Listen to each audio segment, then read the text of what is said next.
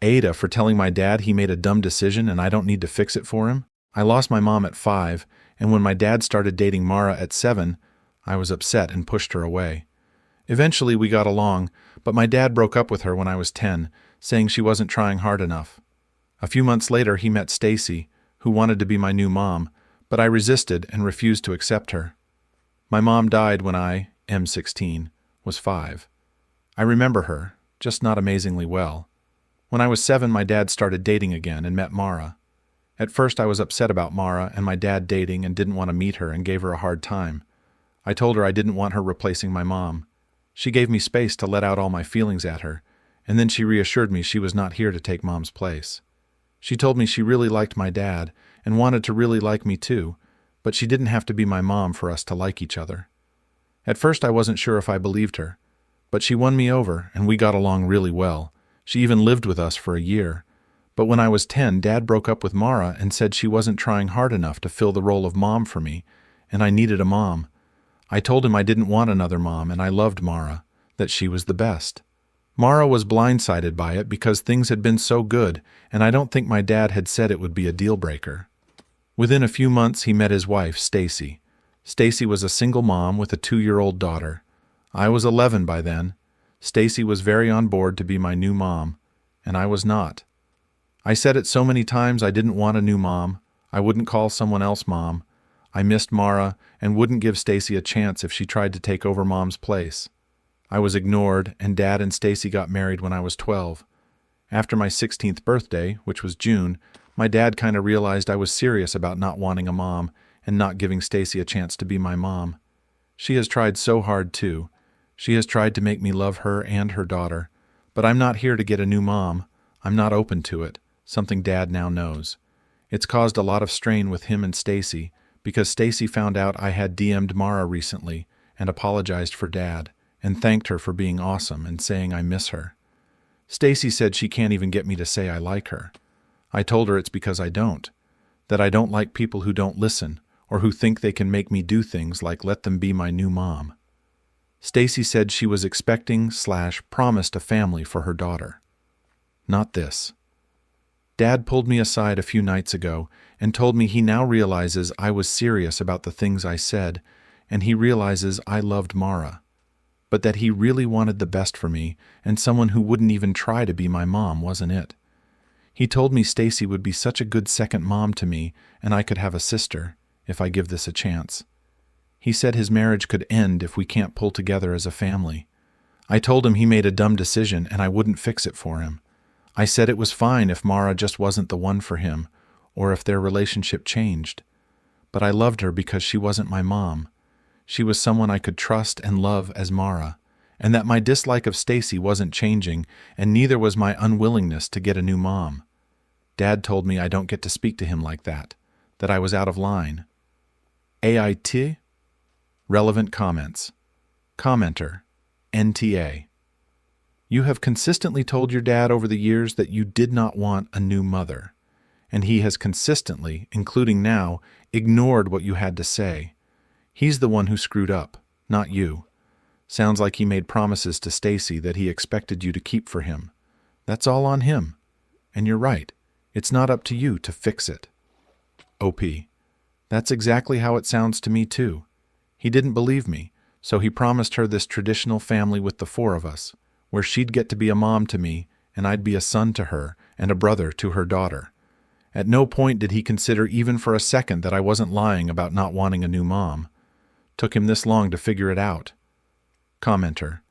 What's worse is he chased away Mara, who actually loved you both, and was probably the only person who ever actually listened to you and heard what you said.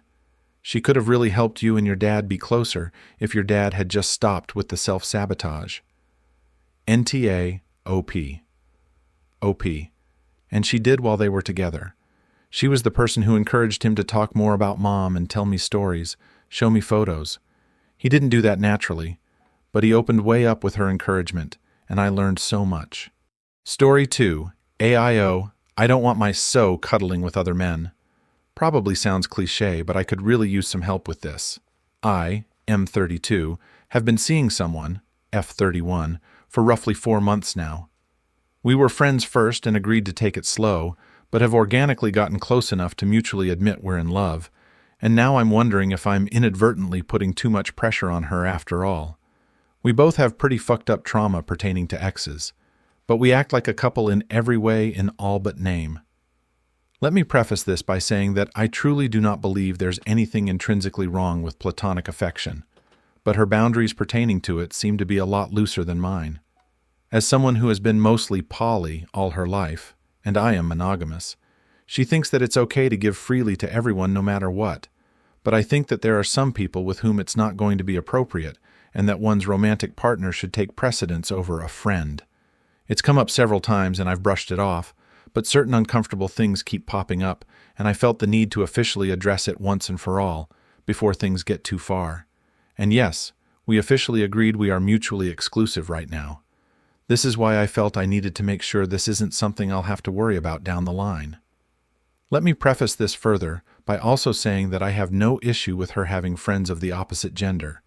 The one and only hard boundary I've put up is that I need her to shut down unwanted flirting from creeps. She apparently cuddles with a lot of her male friends, and has explicitly stated that some of them are attractive enough to make her other boyfriends jealous in the past.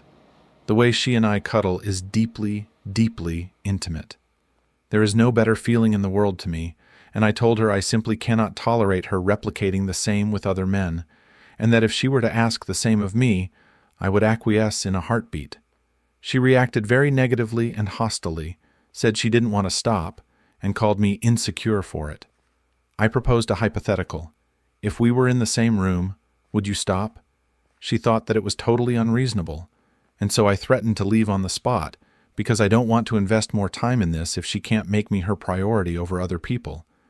She then quickly started backpedaling and insisting she meant that she just meant casual hugs.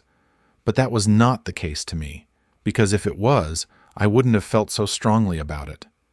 After she clarified what she allegedly really meant, it felt like we came to a resolution, and that she was actually agreeing with me the whole time, and that it was a misunderstanding. But she then started crying profusely, and said she's now terrified that I'm going to leave at moment's notice, and that she no longer feels secure in the relationship, and has a lot of things to think about now. We both still love each other, and I reassured her that if that's really what she meant, then she has nothing to worry about. I truly want to be with her, and she's the most important person in my life right now. But if it's really not a big deal, then why would she be so adamantly against my most important boundary? Am I being too uptight by standing my ground on this? Am I possibly being manipulated by the waterworks? Open to any and all questions. Relevant comments. Commenter: you two are not compatible. It's okay for you to move on. Commenter: this will continue to pop up as an issue. She is poly, and you are not. Not compatible. Resentment will grow if one tries to acquiesce to the other. Commenter: LMAO. You need to find someone else, bro. She is going to end up doing something you don't like, and there's no stopping her. Leave before it gets worse.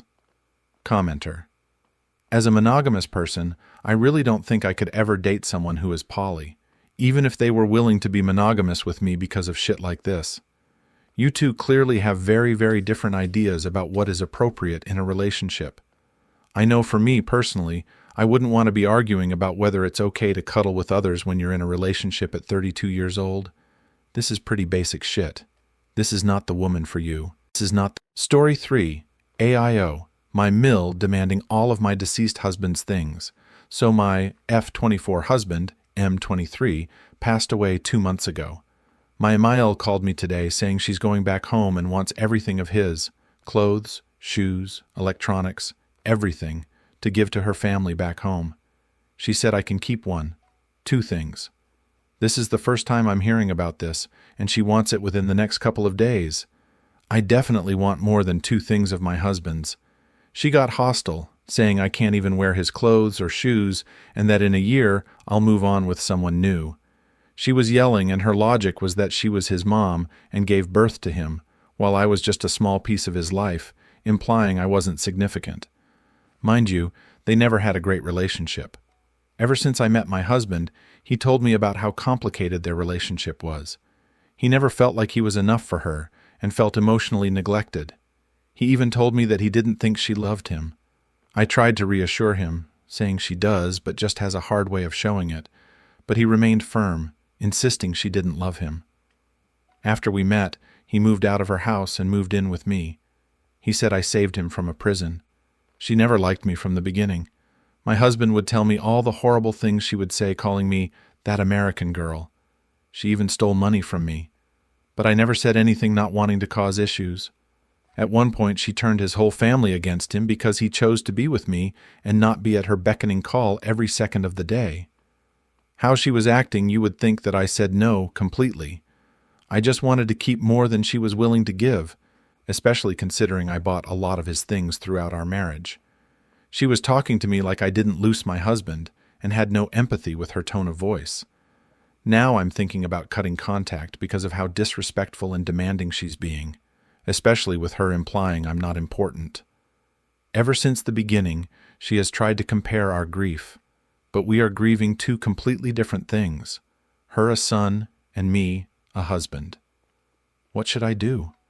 I'm just fed up with her entitlement and complete disregard of my feelings. Relevant comments. Commenter. Block her. Lock your doors. Unless your husband had a will allowing her these things, they now belong to you. After you've had a chance to sort through things, you can send her a box of items you want her to have of his. But she has no right demanding to take these things from you. Ignore her until she leaves. Commenter. Tell her no and block her. Put cameras up outside so you can monitor things and have a record for the police when she tries to break in. Take anything important and hide it at a trusted person's house. Do not back down. I'm very sorry for your loss and the shitty assholes you're dealing with. Everything is yours, unless a will says otherwise. Please follow through with the police if you have to. Commenter. Just now thinking about cutting contact, there is nothing you owe her. Your husband knew she did not even love him. Your home, relationship, and belongings need to be off limits to her. I would cut all contact, take my time, and keep whatever I want. You do not need to answer to her for anything. You are underreacting. OP replied, Yeah, I'm just not a mean person, so I just try to see the best in people. Despite how she treated him, he still loved her, and was the best son he could be to gain her approval. He even signed half of the death benefit money to her, and half to me. Since he still put things aside and loved her, I was willing to try.